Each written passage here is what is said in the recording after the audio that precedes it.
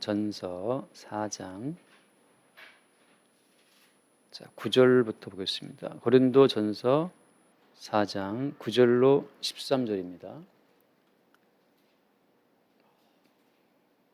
고린도전서 4장 9절부터 13절.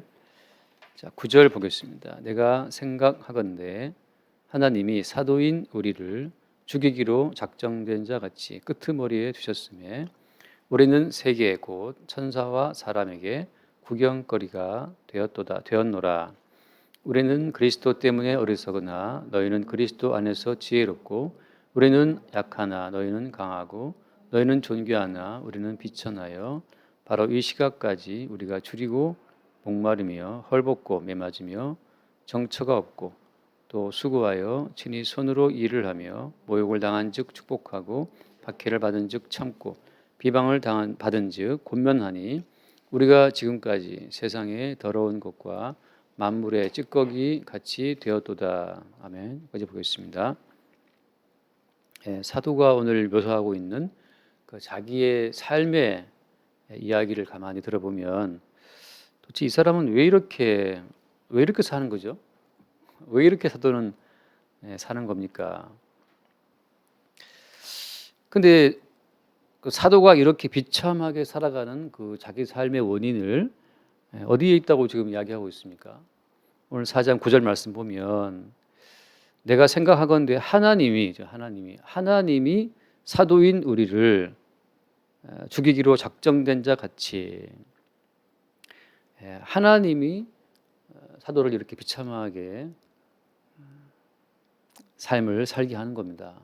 하나님께서는 왜 그럼 사도를 이렇게 비참하게 살게 하시는 걸까요? 왜냐하면 지금 사도가 우상 숭배의 길로 가는 것도 아니고 뭐 범죄의 길도 가는 것도 아니잖아요. 그냥 예수 그리스도의 복음을 증거하겠다는데 그 예수님의 복음을 증거해서 고린도 교회도 세우고 뭐 빌보 교회도 세우고 많은 교회를 세우고 지금 지중해권 전 세계를 다니고 있지 않습니까? 근데 왜 사도가 가는 이 길을 이렇게 힘겹게 하는 걸까요? 좀 순탄하게 가서 한마디 말만 뻥끗 던지면 사람들이 막 믿고 말이죠. 얼마나 좋겠어요. 그리고 한번 복음을 증거하면 사람들이 최고급 차로 그냥 딱 데려가서 모시고, 그렇잖아요. 요즘 뭘 무슨 차가 좋은지 모르겠지만 그것이 뭐 에쿠스든, 지금 에쿠스 안 나오죠. 제네시스든 뭐든 벤츠든. 그 당신의 복음을 증거하겠다는 사도를 좀 풍성한 길로 이렇게 인도하시면 안 됩니까? 여기서 우리는 생각해야 됩니다. 사도가 증거하는 그 복음은 그 말로만이 아니라 사도의 삶 자체가 지금 어떤 복음을 증거하고 있다는 것을 우리가 생각해야 됩니다. 말로만이 아니에요. 말로 주 예수를 믿으세요. 십자가 예수님이 죽었습니다. 구원받습니다. 그렇게 말로만 한다면, 또 그 말에 의해서만 어떤 뭔가가 드러나고 있다면, 그 말의 대가로 사도에게는 엄청난 어떤 부와 명예와 권세가 주어진다면 그 참 뭐 너무 좋겠죠. 근데 왜 사도가 증거하는 복음은 말로만이 아니고 사도가 실제 그러한 비참한 삶을 살아야 된다고 하는 그 삶이 따라오는 겁니까? 이것은 어떤 구원의 권능이라고 하는 것이 그 사람의 어떤 인식으로만 온 것이 아니고 구원의 권능이 그 사람 전체의 삶을 붙든 겁니다. 근데 구원의 권능이 그 사람 전체의 어떤 삶 자체를 항상 감싼 거예요. 몸은 여기 있고 인식은 저기 있고 그런 것이 아니고 그냥 구원의 권능이 그의 삶 전체를 휘감아서 끌고 가는 거죠. 끌고 가는 겁니다. 그러니까 예를 들면 구약 같은 경우에는 이스라엘 백성들을 구원해서 어디로 가는 거예요? 홍해를 지나서 돌아갈 수 없어요. 홍해를 건너서 광야로 들어가 버리죠. 이 공간적인 이동을 시킴으로써 이스라엘 백성이라는 그 실존 자체가 지금 애굽에 있다가 광야에 나와버린 거예요. 그래서 구약에서는 몸은 구원되었지만 아직 그들의 인식이, 그들의 기억이 애굽에 있었기 때문에 그 기억 때문에 그들이 힘든 거예요. 몸은 구원됐는데 자꾸 생각은 애굽 사람이라 생각은. 40년 동안 그래서 내내 주님께서 그들의 그 구원받은 이스라엘 백성들의 그 인식을 죽이는 거예요. 너희들에게 임한, 너희들에게 그냥 이렇게 강권적으로 이 닥쳐온 그 구원의 세계가 어떻다는 사실을 40년간 광야에서 그들한테 주께서 일깨우시는 거죠. 신약에서는 십자가에 예수님이 죽으신 그 다음이기 때문에 십자가에 죽으신 예수님의 삶 자체가 그냥 성도에게 덮어 씌워지는 겁니다. 덮어 씌워지는 거예요. 가끔 그런 비유를 생각합니다. 우리가 바람질할 때 바늘을 꽂아서 당기면 그 뒤에 실은 쭉 따라오잖아요. 마치 그런 것처럼 예수께서 가신 그 코스 그대로 따라가는 겁니다. 근데 말로만이 아니고 예수께서 가신 그 모든 코스는 누구와 함께 갔던 길이었어요? 성령께서 예수와 함께 갔던 길이죠. 다시 말하면 예수님이 요단강 세례 받을 때, 그 이전부터 예수님이 이 땅에 태어날 때 예수님이 성령으로 말미암아 마리아의 몸에 잉태되셨잖아요. 그러니까 성령으로 말미암아 이 땅에 태어나신 그 예수께서 걸어가신 그 모든 길은 예수님이 자의로 간 길이 아니고 항상 성령께서 그 길을 인도하셨죠. 요단강 세례 받으실 때 성령께서 예수를 광야로 몰아버렸습니다. 성령께서 예수를 광야로 끌고 와서 그냥 몰아붙여서 말이죠. 거기서 40일간 금식하면 시험 받게 하잖아요. 그러니까 구원받았다라고 하는 오늘날 신약 성도 입장에서는 예수님의 삶 자체가 성도에게 그냥 덮쳐오기 때문에 구원받는 것도 성령으로 말미암아 그 삶도 성령으로 말미암아 이끌리게 된다고 하는 거죠. 바울이 오늘 말한 것처럼 하나님이 사도인 우리를 주기로 작정된 자 같이 끄트머리에 두셨다. 그러니까 여러분 우리가 이 어떤 그 인식으로 이성으로 복음을 듣고 그거 참 합당하다. 합당한지 모르겠지만 합당하다라고 생각해서 믿겠다라고 어떤 그 우리의 이성으로 복음을 인정한다고 해도 그 삶 속에 예수님의 그 십자가의 여정, 그 삶이 덮쳐오지 않으면 그 사람의 구원은 의심스러운 겁니다. 조금 생각으로 구원된 그냥 자기 위로가 될 수 있을지 모르지만 그 사람의 구원되는지 안 되는지는 십자가의 삶이 그 사람에게 덮쳐왔는가를 보고 우리가 성경은 알 수 있다고 하는 거죠. 십자가의 삶이 덮쳐왔는가. 그래서 이 예수님이 걸어가신 그 모든 길이 이제 동일하게 어때요? 사도에게 똑같이 나타납니다. 십자가의 여정이라고 하는 것은 예수님이 마치 아까 바늘로 뭐 꿰맬 때 말이죠. 바늘 꿰맬 때 바늘로 옷을 꾹 찔러서 뽑으면 뒤에 실이 따라오는 것처럼 예수님께서 바늘처럼 사망의 세계에 들어가셨다가 다시 부활로 나오시지 않습니까? 그것처럼 예수께 속한 모든 자들은 동일하게 그 예수가 걸어가신 십자가의 여정과 죽음과 부활의 그 과정을 따라간다고 하는 거죠. 이미 바늘에 연결된 실이기 때문에 이미 그 바늘이 이미 사망과 죽음을 뚫고 영생에 들어갔기 때문에 바늘 뒤에 꿰인 너희도 동일하게 영생의 세계에 들어간다라고 주께서 이미 확정적으로 성경에 말씀하고 있는 거예요. 고난이 없이는 영광이 없습니다. 그러니까 구원이라고 하는 것은 이론도 아니고 내가 억지로 나의 어떤 행동으로 만들어가는 삶도 아니에요. 제가 늘 경계하듯이 율법적인 삶이 구원받은 증거냐?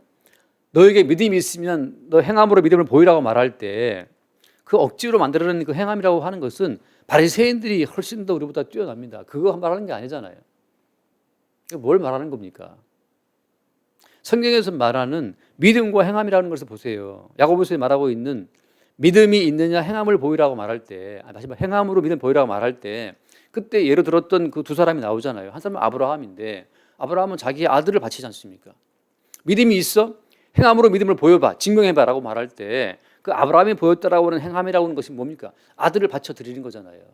그런 행함을 누가 흉내를 냅니까?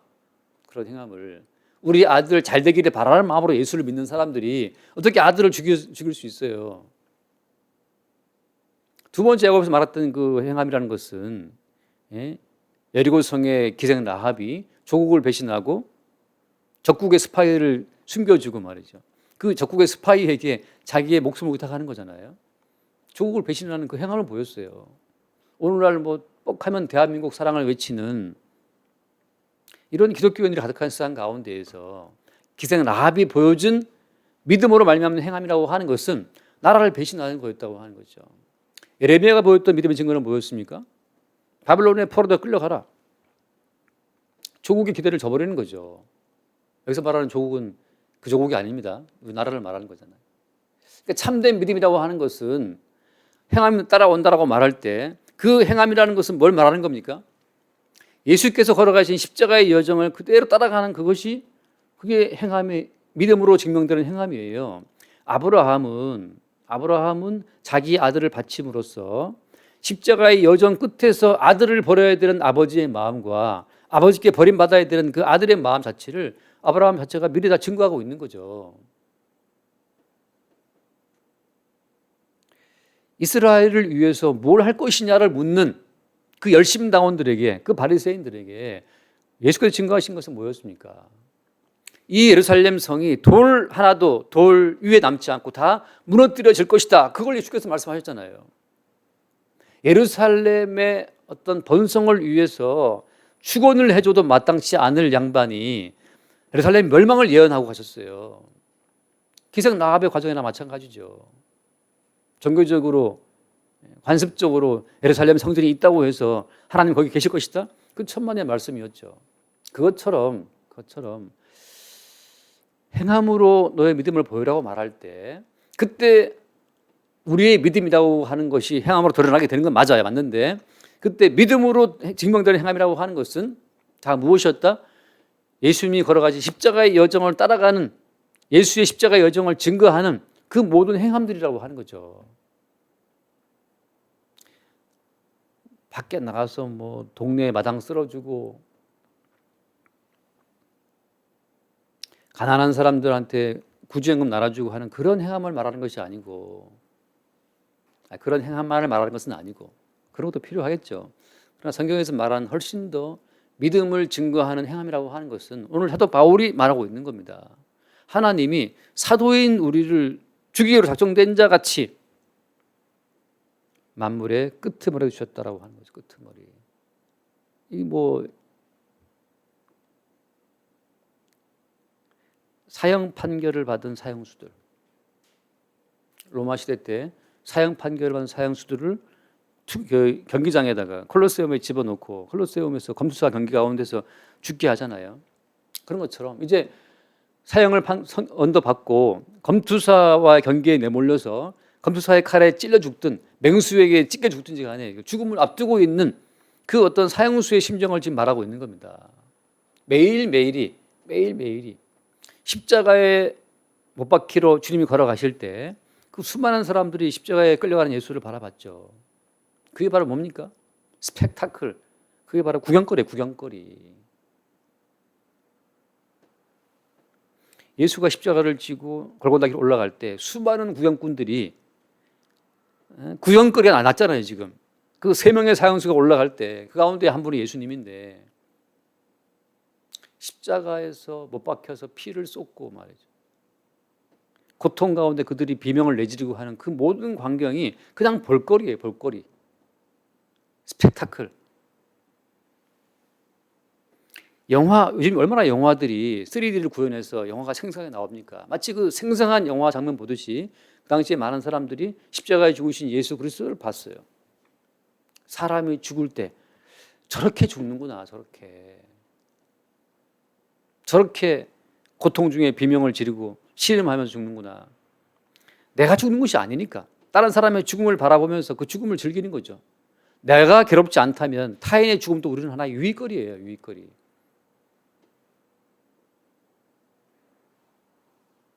요즘에 뭐 이 인터넷 보니까 무슨 학폭이라나요? 뭐 배구 선수들이 뭐 어떻게 해서 뭐 시끄럽고 말이죠. 저는 그걸 보면서 참 다 잔인한 사람들. 학생 때 있었던 그 폭행 때문에 그 스타가 몰락해 가는 과정을 지켜보면서 사람들 쾌감을 느끼는 거죠. 나는 괜찮으니까. 내가 괴롭지 않는 선에서 타인의 고통이라는 것은 그냥 스펙타클, 볼거리에 불과해요. 볼거리에. 나만 괴롭지 않다면. 뭐 누가 감옥에 들어갔더라. 내가 안 들어가면 안 들어가는 한 그 유명 인사가 감옥에 들어가는 거 볼거리예요, 볼거리. 그 볼거리를 주기 때문에 어떻습니까? 항상 정치인들은 정권이 바뀌면 민중들에게, 국민들에게 볼거리를 주잖아요. 수많은 사람을 감옥으로 집어넣습니다. 한때 그 쟁쟁했던 사람들이 포승에 묶여 감옥에 들어가는 그것이 스펙타클, 볼거리이기 때문에 그 볼거리를 제공해 주는 것으로 말미암아서 백성들의 환심을 사는 그 정치인들의 마음은 로마 시대나 지금 똑같아요, 똑같아. 그 당시에도 그래서 십자가형을 언도하고 집행할 때마다 수많은 구형꾼들이 십자가를 지켜봤습니다. 오늘 바울이 무슨 말을 합니까? 그래서 그 9절 말씀에 사도인 우리를 지으셨죠. 끄트머리 주셨으니 그러면 우리는 세계 곧 천사와 사람에게 뭐가 됐다 했습니까? 구경거리가 되었다. 구경거리가. 구경거리. 사람들이 둘러싸고 저 사람이 사도라는데 사도라며 근데 참 헐벗었다. 참 매맞고 있다. 정처가 집이 없네. 늘 모욕을 당하고 박해를 받고 비방을 받고 있단 말이죠. 모든 사람들이 봤을 때 구경거리라는 구경거리. 근데 누가 그 길을 먼저 갔다고요? 예수님께서 그 사람들에게 비방을 받고 박해를 받으면서 그 구경거리가 되는 그 길을 먼저 가셨어요. 따라서 그 예수님과 한 몸으로 연결된 사도 입장에서는 동일하게 예수가 걸어가신 그 모든 비방의 길을 구경거리가 되는 그 길을 따라간다고 하는 거죠. 고린도 교회 교인들아, 과연 너희들이 예수를 믿는 자가 맞냐? 맞다면 조만간 닥친다. 뭐가 닥칩니까? 하나님이 사도인 우리를 십자가의 여정으로 몰아붙이는 것과 동일하게 너희에게도 하나님이 십자가의 여정으로 끌고 가는 앞에 예수님이 가시고 뒤에 사도들이 가고 그 뒤에 너희들도 따라가게 될 것이다라고 하는 거죠. 어떤 길로? 십자가의 여정으로. 그 길은 어떤 길입니까? 그 길은 천사와 사람들에게 스펙타클을 제공하는 자리죠. 볼만한 거리죠.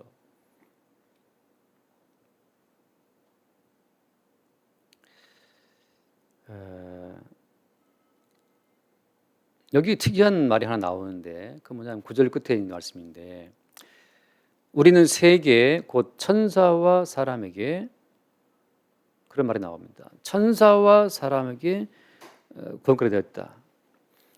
구경거리가 됐다고 말할 때 사람에게만이 아니고 또 누구에게? 천사에게. 다시 말하자면 천사들도 이 모든 이 볼거리를 사도가 얼마나 배고프고 얼마나 주어 터지고 비방을 받고 박해받는지 그 모든 것을 천사도 같이 보고 있다는 거예요. 이거 왜 이럴까요?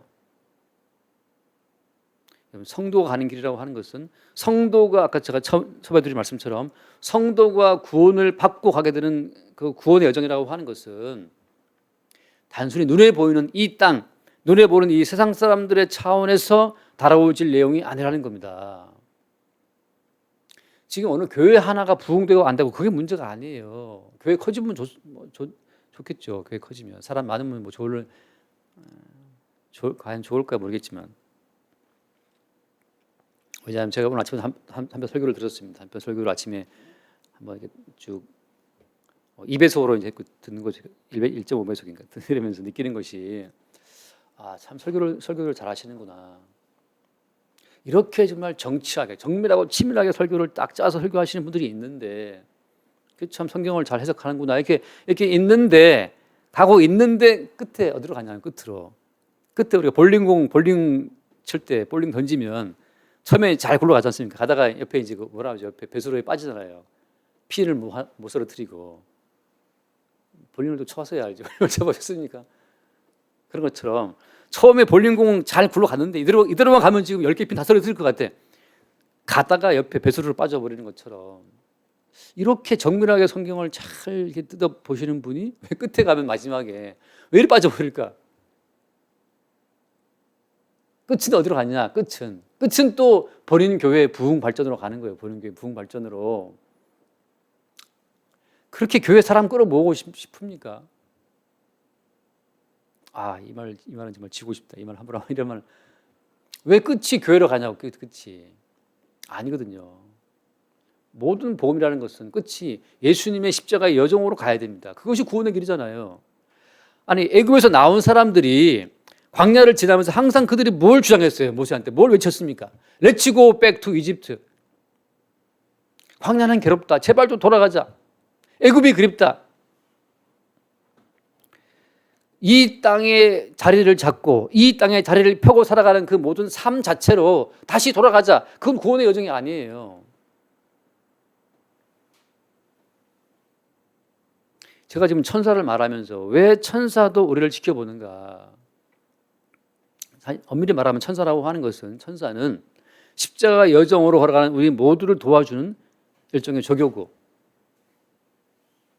십자가 여정을 적용시키시는 일종의 주의 일꾼들입니다. 우리에게 빠져나갈 수 없는 길로 우리를 몰아붙이는, 십자가의 길로 우리를 가게 만드는, 뭐랄까요? 헬퍼들이죠, 헬퍼들. 제가 예전에 한번 꿈을 꾼 적이 있어요. 근데 사실 그 당시에 제가 신앙생활을 별로 안 좋았거든요.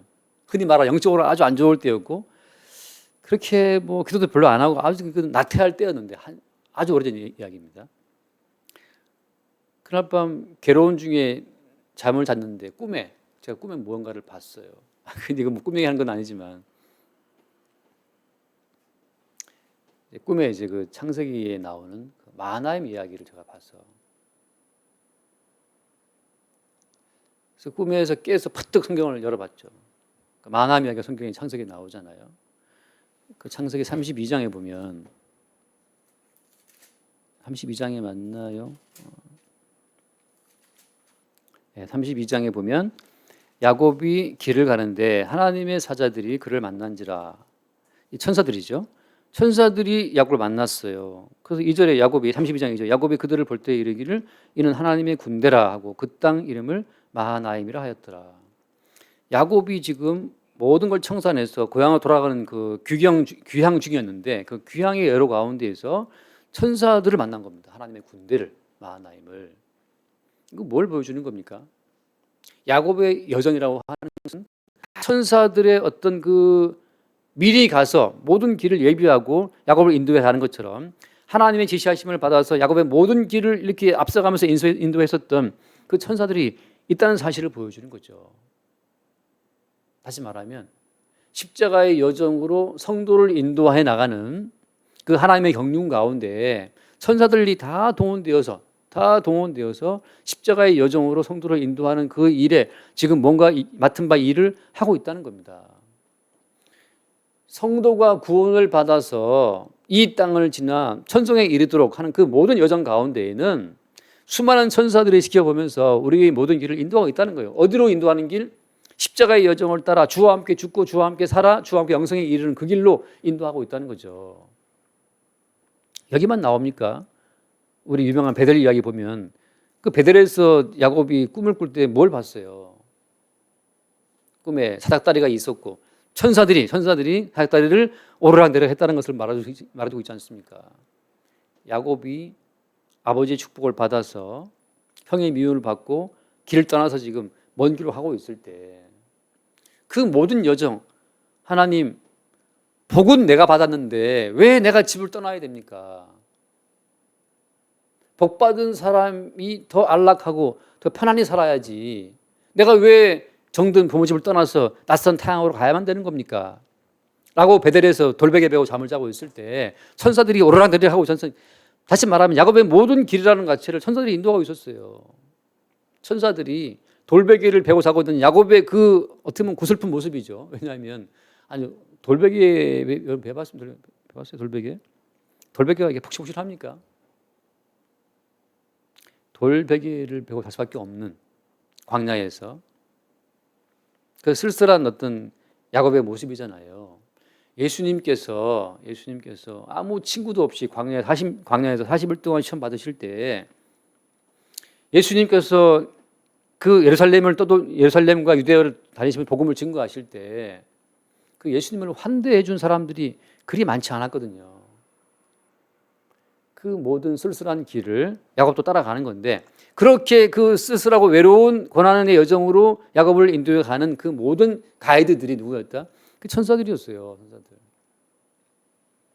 바울은 지금 뭘 말하고 싶은 겁니까? 지금 우리가 하고 있는 십자가 여정이라고 하는 것은 지금 세상 가운데 타인의 안목으로만 다뤄질 일이 아니라는 거예요. 이 말을 얘가 왜 하냐. 예수를 믿으면 그저 구지하고 그저 착한 일 많이 해서 사람들 칭찬받고 코로나 시대에 교회가 알아서 문 닫아가지고 사람들한테 인정받고 그게 교회가 아닙니다. 아니 진정 코로나 시대에 교회 문 닫아서 사람들이 교회가 앞장서서 뭐 반갑하고 그렇게 칭찬 들으면 그 교회 주님 보시기에 훌륭한 교회예요. 사람들이 보기에 그런 것이 아니라니까요. 복음은 그 사람의 삶 자체를 장악하기 때문에 꼼짝할 수 없이 십자가에 죽으신 예수의 여정으로 갈 수밖에 없다는 걸 제가 말씀드리고 싶어요. 사람들의 시선을 의식해서 착한 교회, 모범적인 교회, 이 사회에 본이 되는 교회, 그건 종교입니다. 십자가의 여정이라는 것은 어쩔 수 없이 돼요. 어쩔 수 없이 세상의 구경거리, 어쩔 수 없이 줄이고 목마르고 헐벗고 매맞고 정처가 없고 수고하고 모욕을 당하고 박해를 받고 비방을 받는 길로, 그 길로 천사들까지 동원돼서 그 길로 가게 한다니까요. 한다니까. 24시간 욕먹으란 말이냐, 그거 아니고 구원받은 성도는 다른 차원의 삶을 삽니다. 다른 차원의 삶을. 공간적으로 애굽에서 뜯겨나와서 광야를 걸어가는 이스라엘 백성들처럼 구원받은 성도는 이 세상이 아니고 세상과 겹쳐 있지만, 세상과 중첩되어 있지만 다른 세상을 살고 있는 거예요. 다른 차원의 삶을 살고 있는 겁니다. 그 다른 차원의 삶이란 무엇이냐? 십자가에 죽으신 예수님의 여정을 따라가는 삶, 바늘의 꿰인 실처럼 쭉 따라가는 겁니다. 저 어릴 때 예전에 저희 어머니 뭐 이불 빨래하고 나서 이불 그 호청하고 꿰맬 때 긴 대바늘로 아주 실을 길게 이어서 이불에 찔러서 쭉 뽑으면 그냥 실이 쭉 따라오잖아요. 그런 것처럼 구원받은 성도의 그 삶은 다른 차원이에요. 십자가에 앞서가신 예수님의 여정을 쭉쭉 따라가게 되는 그 삶.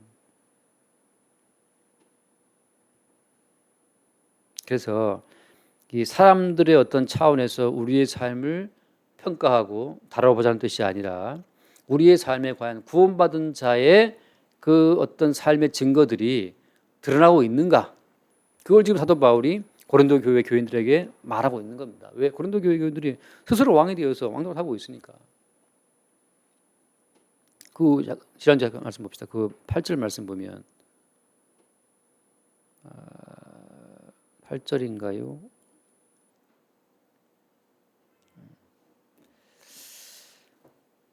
너희가 이미 배부르며 이미 풍성하며 우리 없이도 왕이 되었다, 그런 말씀을 하잖아요. 이미 배부르고 이미 풍성해.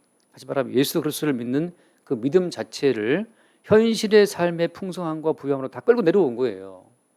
지금 예수 믿는 자들의 삶을 오해하는 거죠. 그리고 하는 말이 뭡니까? 우리 없이도 왕이 되었다. 다시 말하면 사도 바울은 이제 필요 없다는 거 아니에요. 우리 없이. 사도 바울, 너의 교훈과 너의 복음 이제 필요 없어. 이제 우리는 예수 믿고 이제 받을 만한 복을 받았단 말이죠. 예수 믿고 보니 이제 진짜 좋네 이제. 예수 믿고 보니 돈도 들어오고 남편도 잘 되고 집안도 잘 되고 사람들이 존경해주고 다 좋다 이거죠. 이제는 바울, 네가 잘하는 그 복음 이제는 필요 없어. 이제 오지 마. 우리 없이도, 사도 바울과 그의 복음의 일행 없이도 왕 됐다라고 말하지 않습니까? 여기에 사도 바울이 굳이 바늘을 찔러 넣는 거죠. 이스라엘 사람들은 출애굽 이후에 광야에 들어와서 항상 애굽을 그리워하면서 도대체 구원받은 자의 어떤 그 마인드가 도대체 정립이 안 돼 있는 거예요. 그저 육체의 어떤 먹고 마시는 것으로만 자꾸 구원을 해석하려고 하는 거죠. 아니, 하나님 믿고 우리가 그 애굽을 탈출했는데 왜 이렇게 먹을 것이 없어, 이거죠. 예수를 믿으면 좋은 거 만난 거 먹고 살아야지. 예수 믿는데 왜 이렇게 먹을 것이 없어? 이런 거 마찬가지거든요. 모세가 계속 그들한테 말을 하죠. 야, 구원받다라고 하는 것은 먹고 마시는 차원으로 다뤄질 얘기가 아니야 라고 계속 모세는 그들에게 이야기를 하고, 그들은 모세를 돌로 치면서까지 돌아가자 애굽으로 외치고. 우리도 인생을 살다 보면 힘들 때 어때요? 힘들 때. 왜 이렇게 예수 믿는 게 힘드냐 말이죠. 좀 돈도 좀 많이 벌고 좀 여행도 다니고 좀 말이죠. 좀 풍성하게 좀 먹고 마시고 살면 좋지 않겠나. 또 예수 믿는다는 꼬라지가 맨날 이런 꼬라지냐라고서 우리가 먹고 마시는 차원으로 우리의 구원을 볼 수 있는 그런 어떤 가능성이 항상 깔려 있죠. 이 세상의 차원, 육신의 정욕과 안목의 정욕, 이성의 자랑이라는 그 차원으로 자꾸 구원을 보려고 하는 그들에게 복음의 대반으로 제가 자꾸 찌르고 싶은 겁니다. 그게 구원의 차원이 아니야. 좀 못 먹고 못 마시고 못 누린다 하더라도 십자가에 죽으신 예수의 여정으로 끌려가는 그 삶이 있다면 그건 너에게 지금 구원의 역사가 나타나고 있다는 증거다. 그리고 말씀하시죠. 야, 그렇게 너희들이 그리워한 애굽 망했잖아. 망했어. 내가 10번의 재앙으로 애굽을 다 심판하지 않느냐. 너희들이 그리워하는 그 육신적인 풍요한 삶이라고 하는 것은 나의 심판 대상이다. 결국은 다 죽음이다. 그거를 그들 앞에 다 보여주고 인도했지 않습니까? 이제는 없어요. 돌아갈 애굽이 없어요. 자, 성도 입장에서는 이 세상의 멸망이 항상 보이는 겁니다. 아니, 이 땅에 영원한 것이 있나요? 이 땅에 영구한 예술이 있습니까? 어제 신문에도 보니까 뭐 이제 그 이상이랑 뭐 몇 사람이 이렇게 특집 나온 걸 봤어요. 이상이라는 신이 지금도 있어요. 가인의 자손들이 유발은 퉁소 부른 자의 조상이 되었고 야발은 목축을 치는 자였고 두발 가인은 기계물을 만들었고 가인은 성을 쌓아서 에록성의 이름을 지었고 그렇게 가인이 도시 문명을 만들고 문화와 예술과 모든 문명을 꽃피웠지만 하나님께서는 그 가인의 자손들을 뭐라고 평가하시는 겁니까? 그건 그냥 멸망받을 자들이라고 다 쳐버리시죠. 그리고 정말 말씀하신 그대로 그들을 다 심판해 버리죠. 노아의 홍수로 썰어버리고 소돔과 고모라 성에 불로 썰어버리고 장차 이제 또 남아있는 시절에 어떻습니까? 불로 심판한다고 말씀하고 있죠. 그렇게 우리가 그리워하는 이 세상이라고 하는 것이 매일매일 지금 죽음 속으로 빨려 들어가고 있어요. 지난주에는 뭐 백기환이라는 사람이 죽었다고 또 뭐 났더라고요, 신문에. 누가 안 죽습니까? 다 죽죠. 그 개별적인 죽음을 내 죽음과 떼어 생각하지 말고 지금 또 여호와의 말씀은, 여호와의 기운은 계속 심판을 시행 중입니다. 누구 보라고? 성도 보라고. 어떻게 보라고? 너희들이 그리워하는 세상이라고 하는 것은 이렇게 매일매일 나의 심판 속에 있다는 사실을 주님 말씀하고 있는 거죠. 잘 살고 싶습니까? 잘 사는 사람 안 죽던가요? 제가 늘 드리는 말씀처럼 이건희 회장이 그 몇십 조입니까? 뭐 십몇 조 재산을 쌓아놓고 그거 왜 죽어요? 왜 죽어요? 돈이 우리의 생명을 보장합니까? 지난주에 어디 지방 도시에서 부부싸움 끝에 6살 먹은 딸인가를 밖으로 던졌더라고요. 지나간 행인이 받아서 그 애는 살았다 그러는데 본인도 막 뛰내리고 말이죠. 결혼하면 행복합니까? 아니 결혼해 부부싸움 끝에 지가 낳은 새끼 밖으로 집어 던지고 본인도 뛰내릴 정도였으면 결혼을 왜 했어요? 다시 말해 우리가 동경에 맞지 않는 모든 이 땅의 삶이라는 것 자체가 다 허상이라는 것을 계속 주님 말씀해 주고 있는 겁니다. 다 심판 가운데 있다. 심판 가운데 있다. 돌아갈 곳은 없어. 돌아갈 곳은 없다. 오직 앞서가신 예수의 그 십자가의 여정을 따라 가는 길, 그 길이 성도의 길이라고 지금 바울이 말하고 있는 겁니다. 고린도 교인들아, 지금 너희들이 지금 우리 없이 지금 왕노를 하고 있는데 이미 배부르고 이미 풍성하고 이미 고린도 지역의 그 모든 풍성한 혜택을 누리면서 그것이 마치 하나님의 축복인 양 착각하고 있는 거예요. 구원받은 성도의 그 삶은 이건 다른 차원의 삶을 살고 있는 겁니다. 매일매일 우리는 죽음에 들어가죠. 그래서 이렇게 말씀드리고 싶어요. 어제 쭉 산책하며 묵상하다가 그런 생각이 듭니다. 태초에 하나님은 천지를 창조하신 분이지만 이 땅에 오신 하나님은 십자가에 죽으신 분이에요. 천지를 창조하신 하나님이 이 땅에서 죽었다니까요. 이 땅에서 와서 죽으시고 그 다음에 사흘 만에 살아나셨습니다. 자, 이건 뭘 말하는 겁니까? 모든 만물을 창조하신 분이 본인이 죽었다. 그 말은 이제 모든 창조 세계를 본인의 죽음 속으로 다 끌고 들어갔다는 뜻입니다. 이제 창조하신 분이 이 땅에 와서 죽임을 당함으로 말미암아서 이제 모든 천지 만물을 당신의 죽음으로 끌고 들어가서 다 없애겠다는 거죠. 다시 부활하실 때에는 그의 사심과 함께 연합된 자리에 다시 새롭게 나온다는 거죠. 다시 말하면 그의 부활하심으로 말미암아서 이제 새로운 세계가, 새로운 피조물의 세계가 만들어지는 거예요. 그 세계에 참여한 자들이 새로운 피조물입니다. 이 땅은 그래서 필히 멸망의 코스로 가고 있는 거예요. 십자가에 죽으신 예수님이 가신 그 죽음을 따라서 같이 다 함몰되는 겁니다. 함몰되는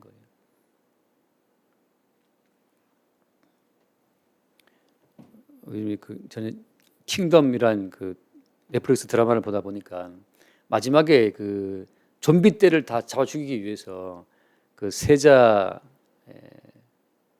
이제 하나의 뭐 모략을 쓰는 거죠.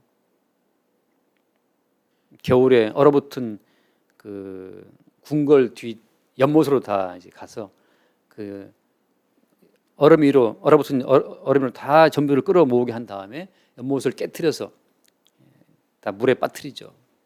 좀비들은 물에 들어가면 다 죽더라고요. 그걸 이제 알고 한 겁니다. 근데 얼음이 깨지면 누구도 빠져요? 본인도 빠지죠. 함께 다 함몰되는 거죠. 예수님께서는 이 땅에 오셔서 본인이 십자가에 죽는 죽음으로 들어가시면서 하나님의 확정된 죽음을 온 세상으로 쭉 펼치시는 겁니다. 모두가 다 예수의 죽음으로 빨려 들어가는 거예요. 거기에서 부활하신 예수와 함께 다시 살아나온 자들만이 새로운 백성이죠. 새로운 피조물이고, 우리가 이 땅을 살아가면서, 그래서 이건 지금 다른 차원이기 때문에 끝으로 결론적으로 말씀드립니다. 여기에서 우리가 돛 닦는 도인들처럼 막 스스로 줄이고 스스로 목마르고 스스로 헐벗으면서 그렇게 인생을 살라는 뜻이 절대 아니에요. 이런 말씀을 보고 수많은 수도사들이, 수많은 중세 수도사들, 또 지금 마찬가지, 지금도 수많은 뭐 그런 이런 삶을 추구하는 분들이 본인 스스로 헐벗고 뭐 본인이 막 금식하고 본인을 줄여가면서 뭐 따라간다고 하는 분들이 있어요. 그건 또 다른 교만이고 오만합니다. 오만이에요. 그러지 말고 고기가 오면, 돈 있으면 소고기 사드시고, 햇빛 좋으면 이광 산책하러 나가시고, 누가 여행 티켓 주면 여행 가시고, 그렇게 사시기 바랍니다. 인위적으로 우리가 이 경건에 티를 내지 말라 이거죠. 그거는 또 다른 법이에요. 또 다른 법. 복음은 우리를 자유케 한다 하잖아요. 우리는 자유를 누리면서 주님 가신 그 길을 따라가는 겁니다. 십자가의 정 말하면 뭐 맨날 뭐 내천자 그리고 뭐 인생 괴롭나 보다. 그렇지 않고 주께서 우리에게 웃음을 주시면 웃는 것이고, 만나를 내리시면 만나를 맛있게 먹는 거고, 그런 거죠.